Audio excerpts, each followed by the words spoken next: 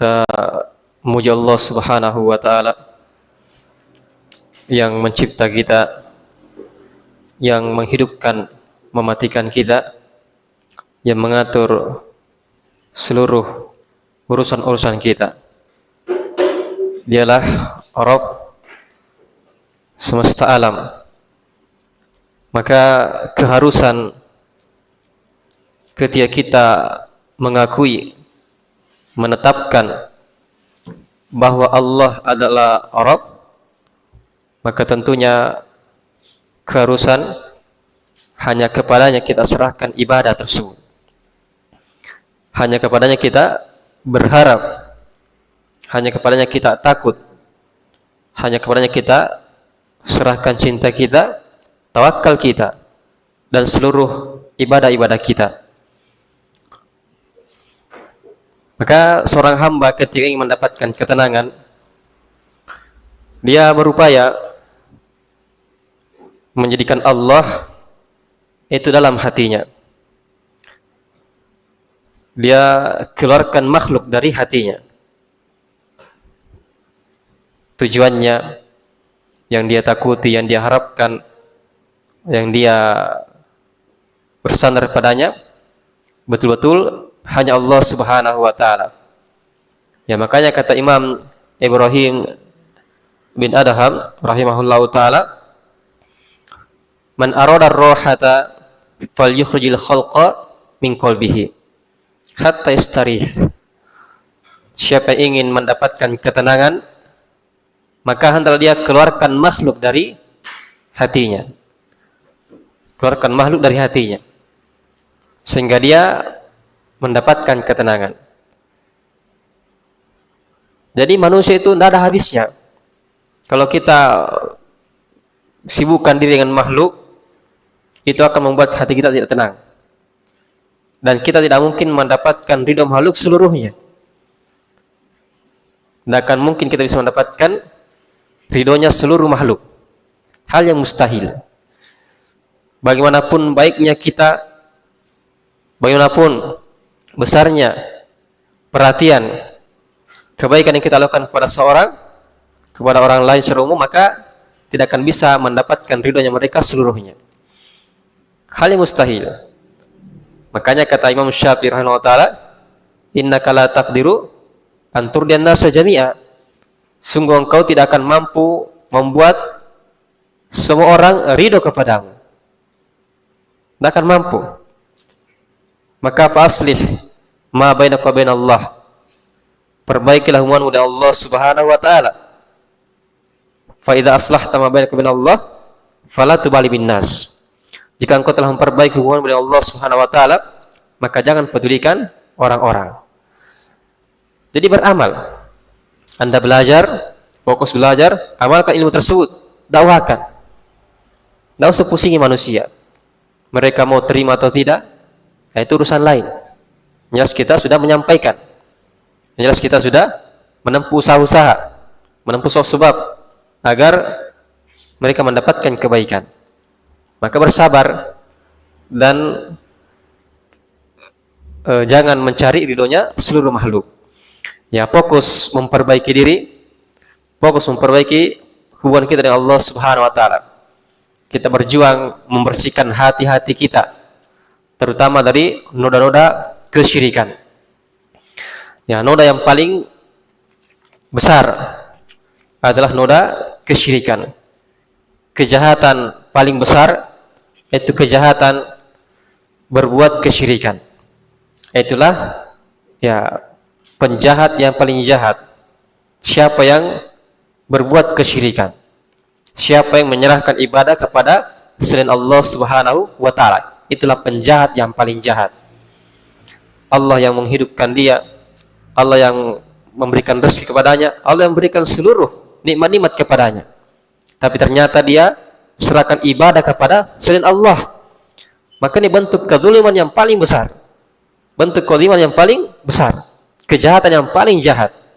Itu perbuatan kesyirikan. La ilaha illallah, la ilaha illallah. Maka semoga Allah menjaga kita, begitu pula anak keturunan kita, keluarga kita semuanya dari perbuatan kesyirikan ini. Makanya kita terus belajar, ya, dan terus berupaya agar bisa menegakkan tauhid pada diri kita dan keluarga kita. Ku anfusakum wa ahlikum nar. Jagalah diri kalian dan keluarga kalian dari api neraka. Ya, dari pelajaran kita yang telah kita lewati, telah kita sebutkan satu atau dua syubhat, ya.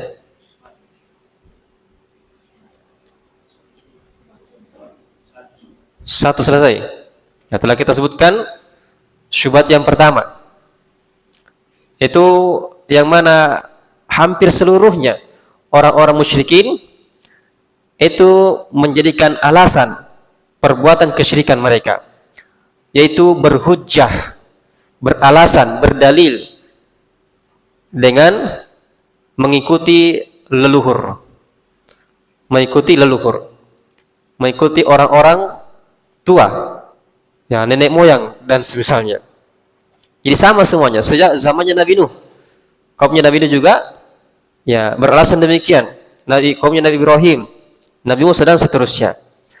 Nah, bahkan juga sampai kaumnya Nabi Muhammad SAW sampai hari ini, itu syubhatnya sama. Ini merupakan peninggalan leluhur, ya, peninggalan nenek moyang. Maka mereka tidak mau meninggalkan, ya, kesyirikan tersebut. Nah, kita lanjutkan yang kedua dari syubhat orang-orang musyrikin. Kata Syekh Fauzan hafizahullah taala, yang kedua, wa minasyubahi, di antara syubhat bentuk jamak, ya, dari syubhatun. Wa minasyubahi allati yudli biha ubadul kubur. Ya, ubad. Jadi, ya, ini cara bacanya tiga, ya, memungkinkan bisa ubad, abad, ibad. Ada yang bisa bedakan? Kayaknya sudah sampaikan ini. Ubad, abad, ibadun. Ya, kalau ibadun jama dari apa? Abdun. Ya, hamba-hamba. Kalau ubad, nah, dia wazan mubalaghah atau bentuk jama, ya, bentuk jama dari abidun, ubad. Ya, jadi para orang-orang yang beribadah, ubad. Mufradnya abidun. Kalau abad, nah, dia wazan mubalaghah dari abid, orang yang sangat hebat ibadahnya. Abad, yang banyak ibadahnya, yang betul banyak ibadahnya, itu abad. Kalau ubad jama dari abidun, orang-orang yang beribadah. Kalau ibadun jama dari abdun, ya, hamba-hamba. Nah, di sini, ya, ubadul kuburi. Jadi antara syubhat yang diada-adakan, yang ditunjukkan oleh para penyembah kubur, ya, ubadul kuburi, para penyembah kubur hari ini, yaitu dhannuhum, sangkan mereka anna mujarradan nutqi bila ilaha illallah, bahwa sekedar mengucapkan la ilaha illallah itu yakfi liduhul jannati, cukup untuk bisa masuk ke dalam surga. Cukup ucapkan la ilaha illallah, maka pasti masuk surga. Nah, ya, memangnya datang dari dalil yang menunjukkan tentang keutamaan ucapan la ilaha illallah. Ya, banyak dalil tentang hal tersebut, keutamaan ucapan la ilaha illallah. Nah, sekarang mereka ini, para penyembah kubur, mereka berhujjah dengan hal tersebut. Cukup ucapkan la ilaha illallah, pasti masuk surga. Walau fa'alal insanu ma fa'ala, meskipun orang itu kerjakan apa yang dikerjakan, fa innahu la yakfuru, tidak akan kafir, wa huwa yaqulu la ilaha illallah, sementara dia mengucapkan la ilaha illallah, tidak akan kafir selama dia sudah ucapkan. Mutamassikina bi dhawahir ahaditsi, mereka berpegang, berlandaskan dengan zahir hadis-hadis allati warada fiha, yang datang dengan hal tersebut anna man nataqa bisyahadataini, siapa yang mengucapkan syahadatain, hurim 'alan nar, diharamkan baginya neraka. Nah, betul hadisnya. Nah, tapi penggunaan yang keliru. Maka wal jawabin an hadis syubhati, jawaban dari syubhat ini, anna hadhihi ahaditsa laysat ala itlaqiha, bahwa hadis-hadis ini itu sifatnya bukan mutlak. Dia terikat, ada ikatan. Jadi bukan mutlak tapi muqayyad. Ada ikatan. Wa inna ma huwa hiya muqayyadatun. Dia terikat bi haditsa ukhra, dengan hadis-hadis yang lainnya, ja'a fiha annahu la budda liman qala, yang mana dalam hadis tersebut itu menunjukkan bahwa harus bagi siapa yang mengatakan la ilaha illallah, liman qala la ilaha illallah, itu ayya'taqida ma'naha biqalbihi. Satu, dia meyakini maknanya dalam hatinya. Dia meyakininya. Wa ya'mala, dan dia mengamalkan bimuqtadaha, konsekuensi, keharusan dari ucapan tersebut. Maka fayakfuru bima yu'badu min dunillah, sehingga dia mengkufuri dengan apa saja yang diibadahi selain Allah Subhanahu wa taala. Nah, ini kan konsekuensinya kan, ucapan la ilaha illallah. Makanya kan orang-orang musyrikin sama Nabi, ketika mereka diajak untuk ucapkan la ilaha illallah, yastakbirun. Ya, wa idza qila la ilaha illallah yastakbirun. Apabila dikatakan mereka ucapkan la ilaha illallah, mereka bersombong. Mereka bersombong. Dan di antara ada mengatakan, ya, aja'al alihata ilaha wahida, apakah Muhammad ini ingin menjadikan sembahan itu cuma satu saja? Jadi mereka paham konsekuensinya. Itu harus meninggalkan semua sembahan selain Allah Subhanahu wa taala. Jadi harus ada keyakinan, amalan, dan mengkufuri semua sembahan selain Allah Subhanahu wa taala. Bukan sekedar ucapan. Kalau sekedar ucapan, maka masuk surga lah orang-orang munafik. Ya, lihat orang munafik. Mereka ucapkan la ilaha illallah. Bahkan di antara mereka ada yang berangkat berjihad, ikut medan perang bersama pasukan kaum muslimin. Orang-orang munafik. Tapi apa kata Allah? Innal munafiqin fid darki asfali minan nar. Sungguh orang munafik itu di neraka yang paling bawah. Padahal dia ucapkan la ilaha illallah. Maka bukan sekedar ucapan. Ada konsekuensi, ada ikatan yang mengikatnya.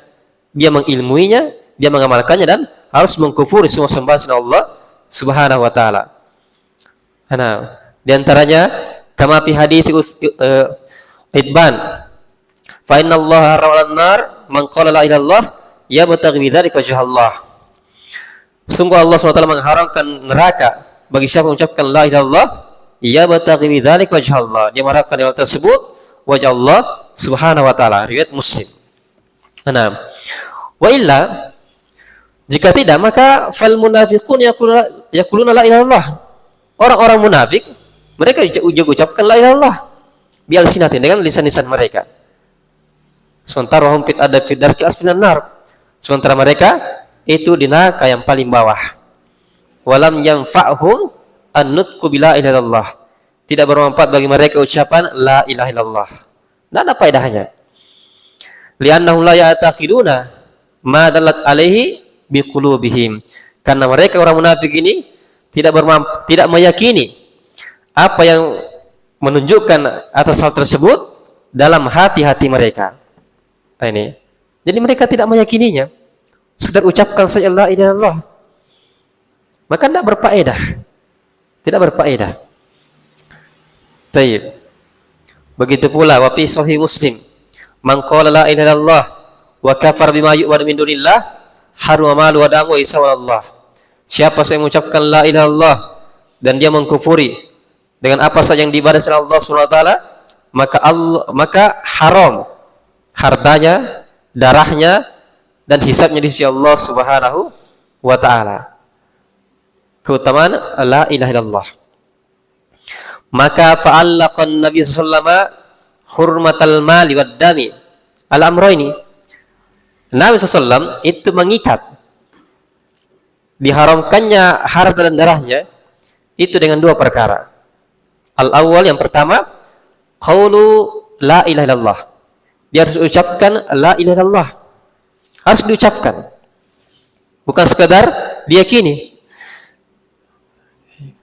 Kalau sekadar diyakini, tidak ucapkan, itu belum muslim juga. Sebagaimana kondisi orang-orang musyrikin di zaman Nabi SAW. Mereka paham betul. Mereka meyakini betul kebenaran Muhammad SAW. Lihat Abu Thalib, dia yakin betul. Ayah. Dalam bait syair disebutkan, laqad alimtu bi anna dina Muhammadin min khairi adyani bariyati dina. Sungguh saya mengetahui bahwa agamanya Muhammad itu merupakan agama yang paling benar, agama yang paling baik. Laula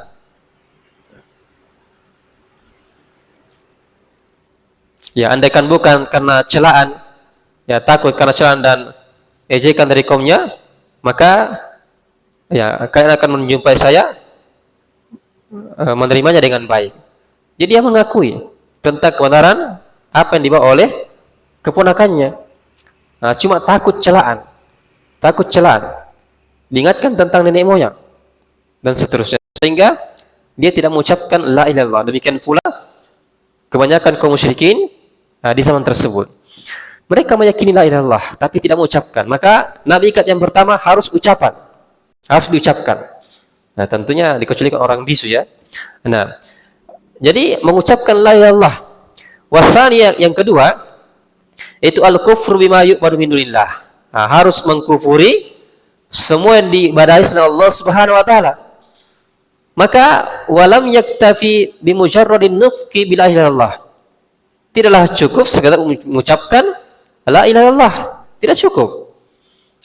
Maka padalla ala annalladzi yaqulu la ilaha illallah, ini menunjukkan bahwa siapa yang mengucapkan la ilaha illallah wala yatruku ibadatal mauta, dia tidak meninggalkan ibadah kepada orang-orang mati, wa ta'alluqa bil adrihati, dia menggantungkan kepada orang-orang mati pada kuburan-kuburan, maka la yahrumu maluhu wala damuhu, tidak haram harta dan darahnya.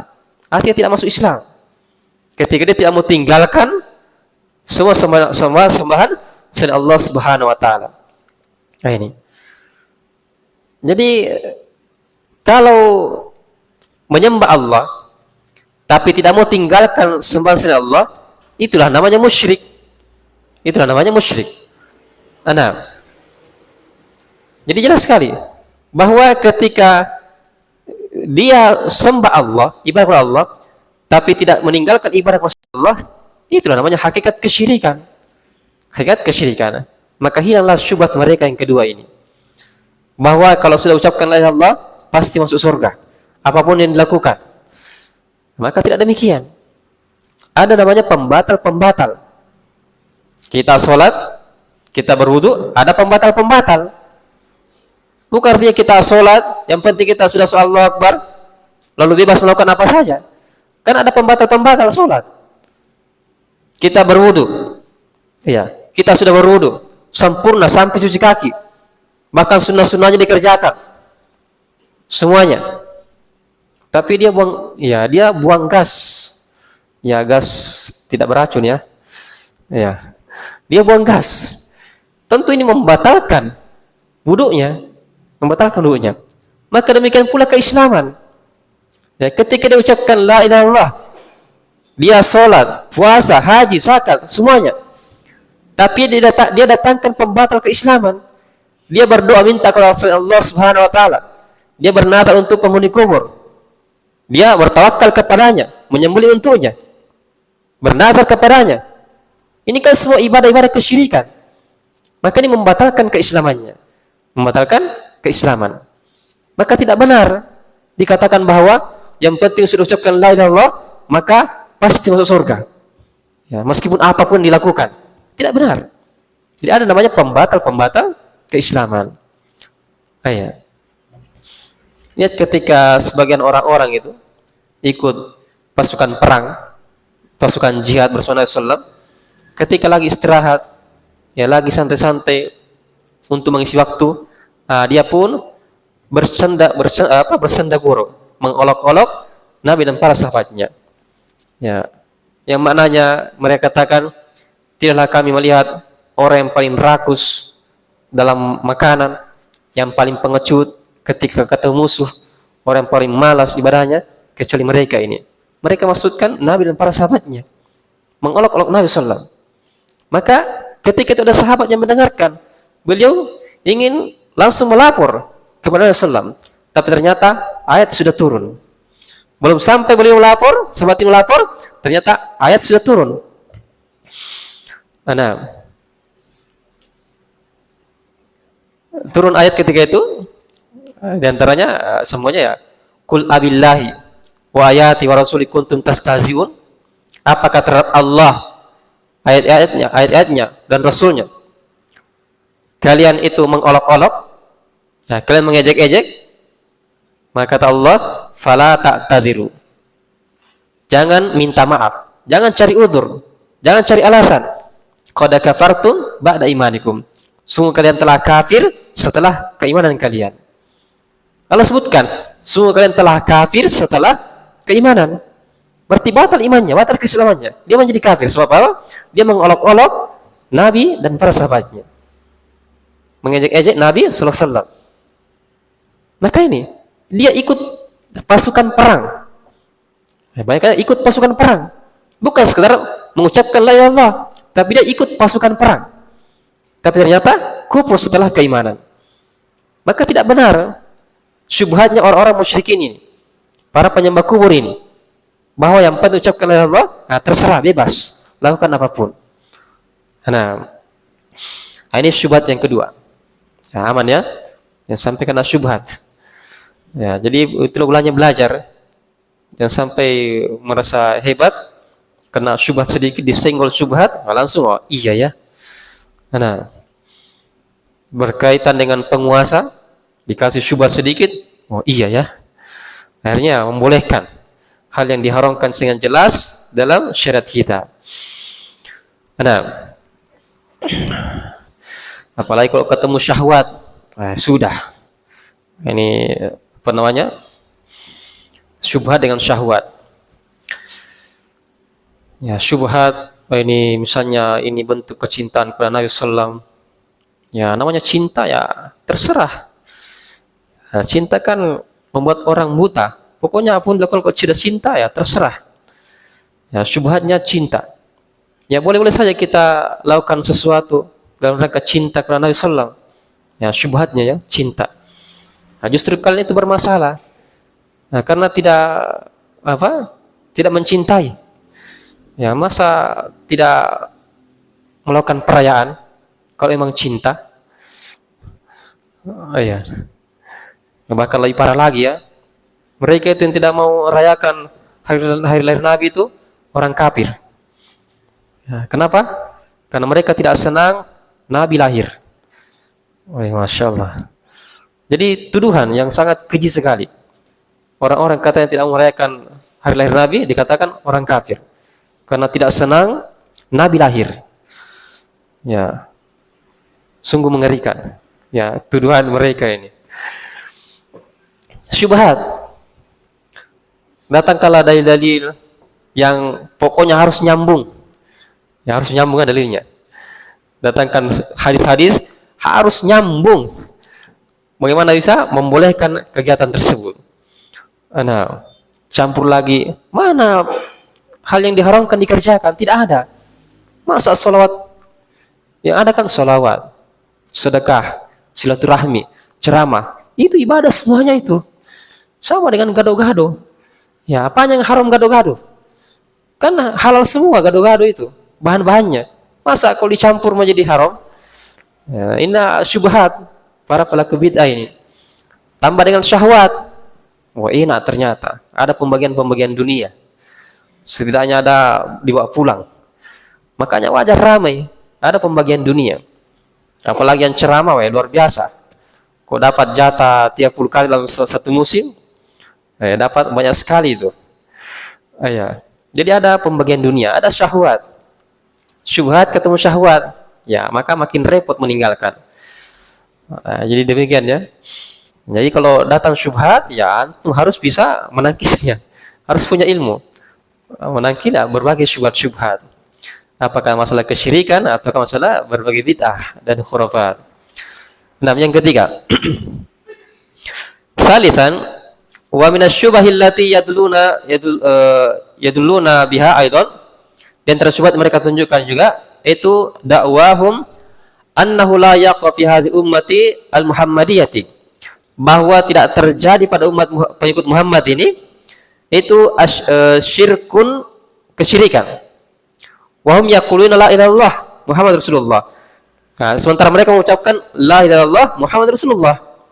Wa anna hadzal ladzi yaf'alunahu indal adrihati, adapun yang mereka kerjakan ini di sisi kuburan, min ibadat al-mauta, dari ibadah kepada orang-orang meninggal, wa du'aihim min dunillah, dan doa mereka kepada Allah SWT, itu la yusamma syirkan indahum, itu bukan syirik namanya. Nah, jadi perbuatan mereka itu minta-minta kepada orang penghuni kubur, itu katanya bukan kesyirikan, itu bukan syirik itu. Nah, wajib an hadhihi syubhati, jawabannya anna Nabi sallallahu alaihi wasallam akhbar, boleh sudah kabarkan, annahu sayakunu fi hadhil ummati, bahwa akan datang dalam umat ini itu musyabahatul lil yahudi, penyerupaan dengan orang Yahudi dan Nasara, fima hum alaihi, pada apa yang mereka berada di atasnya. Nah, jadi Nabi sudah kabarkan akan ada dari umat ini akan mengikuti orang-orang Yahudi dan Nasara. Makanya jangan heran ketika mereka lakukan ini, ikut juga. Dulu waktu kita masih ya bocil ya, itu ma'ruf, yang merayakan ulang tahun itu hanyalah orang-orang Nasara. Dulu waktu kita masih bocil, ya sangat dimaklumi. Yang merayakan ulang tahun itu ada orang-orang Nasara. Tapi ya terus bergeser sedikit demi sedikit, sedikit demi sedikit. Akhirnya menjadi hal yang umum di tengah-tengah kaum muslimin. Saling berlomba-lomba mengadakan ya hari ulang tahun. Bahkan sebagian anak-anak itu sekarang dia merasa malu kalau tidak dirayakan sama orang tuanya. Ya, apalagi kalau tidak surprise. Ya, tunggu-tunggu juga tengah malam jam 12. Langsung dibawakan kue, ada lilinnya. Ya. Ya mau bilang apa lagi? Jadi ya tasyabbuh bil kuffar, mengikuti orang-orang kafir. Perlahan-lahan orang-orang yang tumbuh, yang jauh dari Islam, jauh dari ilmu agama, sehingga menganggap kebatilan tersebut sebagai sesuatu yang biasa. Padahal kebatilan. Apalagi kalau sudah nenek-nenek happy birthday, kakek-kakek, aduh, ya harusnya kan bersedih. Kenapa? Umurnya berkurang lagi 1 tahun. Berarti ajalnya semakin dekat. Harusnya kan bersedih sekali, merenung. Wah, ya, berarti ajal saya sudah semakin dekatin. Sudah dekat meninggal. Malah pesta pora. Malah makan-makan, padahal ajalnya semakin dekat. Ya, happy birthday, happy birthday. Pas semakin dekat ajalnya. Ya, orang-orang kufar ketika berduka, pakai gelap-gelap. Pakai gelap-gelap. Kaum muslimin sekarang sebagiannya ikut-ikutan lagi. Wah, kalau orang pergi melayat pakai hitam-hitam. Ini semua tasyabbuh bil kuffar. Orang barat ya tadi itu tiup lilin itu ulang tahun itu ritual ya, ibadah tertentu itu. Meniup api. Ya, tapi orang tidak paham, sekedar ikutan saja. Apa? Ya, kenapa mesti tiup api ketika ulang tahun? Ya, kenapa harus tiup api? Nah, kenapa bukan tiup obor kah? Atau tiup kompor? Ini ibadah kan, ibadah itu. Bukan sekedar adat itu ibadah tertentu. Orang-orang tertidur dengan meniup api. Ya, meniup api, mematikan api tersebut. Itu ritual. Nah, tapi ini demikian jauhnya dari ilmu. Ya, orang-orang Nasara ketika menikah, ya, jadi lempar bunga ke belakang. Siapa yang dapat bunganya? Berarti itu tanda-tanda dia nanti akan menikah lagi. Ini akidah, ritual pernikahan. Sekarang di kaum muslimin ikut-ikutan lagi, lempar bunga ke belakang. Ya. Jadi terus akan mengikuti. Kapan dia semakin tidak belajar, maka semakin mengikuti orang-orang kafir. Maka orang-orang yang mengajak untuk kembali ke Islam yang murni, itu ya kadang dikatakan orang gila. Ya, orang sesat. Aliran ini, aliran itu dan seterusnya. Ya, padahal diajak kepada yang murni, Islam yang murni. Nah, ya demikiannya berbagai syubhat. Kalau tadi tambah lagi syahwat, ya tambah lagi, tambah susah. Maka Nabi sudah khabarkan tentang tersebut akan ada dari umat ini yang menyerupai orang-orang kafir. Wa min jumlati dzalikum, dan terhadap hal tersebut itu ittikhadu ahbarahum. Mereka menjadikan ahbar wa ruhbanahum, tokoh-tokoh ya agama, tokoh-tokoh ahli ibadah itu sebagai arbaban min dunillah, rob-rob, sembah-sembah selain Allah Subhanahu wa taala. Jadi mengikuti tokoh-tokoh dalam mengharamkan, dalam menghalalkan, itu mengikuti tokoh-tokoh agama, ahli ibadah. Nah, jadi ulama dan ahli ibadahnya. Wa akhbarana sallallahu annaha la taqumus saatu. Nabi juga kabarkan bahwa hari kiamat tidak akan bangkit hatta yalhaqa hayyu min ummati, sampai segolongan dari umatnya akan mengikuti bil musyrikin, orang-orang musyrikin. Wa hatta tu'bada fi'atun min ummati al-awsa, ta'budu fi'atun min ummati al-awsana, sampai segolongan dari umat beliau itu menyembah kepada berhala-berhala. Wa qad hadatha fi hadhil ummati minasyirki, dan sungguh telah terjadi pada umat ini dari kesyirikan, wal mabadi'i al-hadamati, begitu pula mabadi, yaitu aturan-aturan yang merusak atau permulaan-permulaan yang merusak, wan nihali ad-dallati, dan nihal ya jamak dari nihla, kepercayaan-kepercayaan yang sesat, ma kharaja bihi katsirun nas, apa yang kebanyakan orang itu keluar darinya, anil Islam, dari Islam, wa hum yaquluna la ilaha illallah, dan sementara mereka mengucapkan la ilaha illallah. Jadi perbuatan-perbuatan yang jelas itu kesyirikan, tapi mereka katakan bukan kesyirikan. Bukan kesyirikan. Lihat perbuatan orang-orang musyrikin ya ketika mereka beribadah kepada penghuni kubur, orang-orang soleh yang meninggal. Ya alasan mereka, ma na'budu illa liqarribuna ila Allahi zulfa. Tidaklah kami beribadah kepada mereka ini kecuali agar mereka mendekatkan kepada Allah sedekat-dekatnya. Nah, begitu pula mereka gunakan ayat wa batagu ilahi wasilah. Carilah kepada Allah wasilah. Cari kepada Allah wasilah. Maka mereka mengambil wasilah ini sebagai, mereka manakan wasilah itu mengambil perantara-perantara kepada Allah Subhanahu wa taala. Dan mereka namakan dengan istilah tawassul. Bukan kesyirikan, tapi tawassul, mengambil perantara. Padahal itulah hakikatnya kesyirikan, mengambil perantara ya kepada Allah Subhanahu wa taala. Ini jadi mereka membungkus dengan nama-nama selain kesyirikan. Oh, ini tawassul. Ini mencari syafaat. Ini mencari kedekatan dengan Allah Subhanahu wa taala. Dan seterusnya. Dan hati-hati dari ajaran-ajaran orang-orang kafir. Ya, agama ini sudah sempurna. Tidak butuh kepada menyerupai ritual ajaran orang-orang kafir. Agama sudah sempurna, tidak ada kekurangannya sedikit pun. Ketika ada orang yang mencari ketenangan selain dari syariat Islam, maka dia telah ya menganggap Islam itu tidak sempurna. Islam sudah sempurna.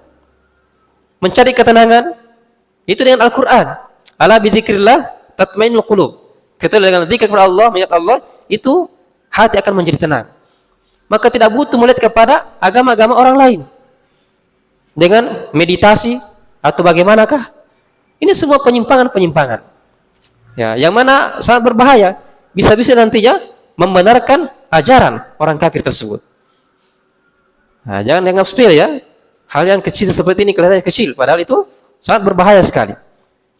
Ketika memuji-muji ritual orang kafir dan menganggap hal tersebut tidak ada dalam Islam, maka ini ya sangat berbahaya sekali.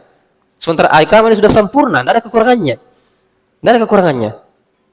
Islam tidak butuh kepada umat lainnya dalam mencari kebahagiaan, dalam mencari ketenangan dunia akhirat. Tidak butuh kepada agama lainnya. Maka tidak butuh dengan istilah pengobatan, meditasi dan semisalnya. Ya, maka ikut Al-Quran dan Sunnah akan mendapatkan kesembuhan, akan mendapatkan ketenangan, kebahagiaan. Berpegang dengan agama ini, bukan dengan melalui cara-cara agama yang lainnya. Anam la haula wala quwata illa billah. Semoga Allah menjaga kita dari berbagai ya penyimpangan-penyimpangan, apalagi kesyirikan. Rabi'an yang keempat,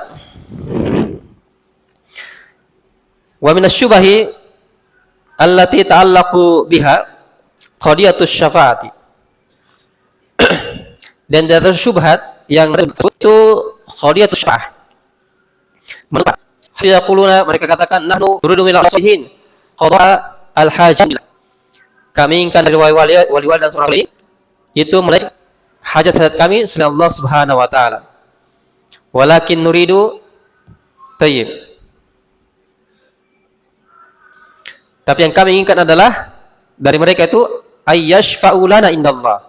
Agar mereka orang soleh ini, wali-wali ini memberikan syafaat untuk kami di sisi Allah Subhanahu wa taala. Li'annahum ahlu solahin. Mereka itu orang-orang baik. Mereka wa makanatin Allah. Mereka punya kedudukan di sisi Allah Subhanahu wa taala. Mereka orang dekat dengan Allah, orang soleh ini. Maka panah nuridu minallah ayyuqdiya hajatina bijahihim wa syafa'atihim. Maka kami inginkan dari Allah agar menunaikan kebutuhan-kebutuhan kita ini dengan ya perantaraan kemuliaan orang-orang soleh dan syafaat mereka. Nah, jadi mereka istilahkan mencari syafaat yang mengambil perantara. Wal jawab anna hadza huwa ainu ma qalahu al-musyrikuna min qablu. Jawabannya bahwa ini merupakan hal yang apa yang orang-orang musyrikin ucapkan terdahulu sejak dulu. Itulah intinya. Fi taswiri ma hum alaihi, dalam membolehkan apa yang mereka berada di atasnya. Yaitu meminta syafaat kepada orang-orang soleh ini. Persis sama dengan hujahnya orang-orang musyrikin terdahulu. Wa qad kaffarahumullahu, sungguh Allah mengkafirkan mereka, wa sammahu musyrikin. Allah namakan mereka dengan orang-orang musyrikin. Kama fi qoulihi ta'ala, wa ya'buduna min dunillahi ma la yadurruhum wa la yanfa'uhum wa yaquluna haula'i syufa'a'u inallah. Mereka beribadah kepada selain Allah Subhanahu wa taala apa yang tidak memberikan mudarat dan manfaat untuk mereka, dan mereka berkatakan mereka ini itu pemberi syafaat kami di sisi Allah Subhanahu wa taala. Sama persis hujahnya. Maka wasyafa'atu haqqun, syafaat itu benar. Walakinha milkun lillah wahdahu, tapi itu milik Allah semata. Kama qala ta'ala kulillahi syafa'atu jami'a. Katakanlah milik Allah syafaat tersebut seluruhnya. Maka jika Allah pemiliknya, maka fahiyatut lahu minallah. Dia diminta dari Allah SWT. La minal amwat, bukan dari orang mati. Ya, masa Anda ya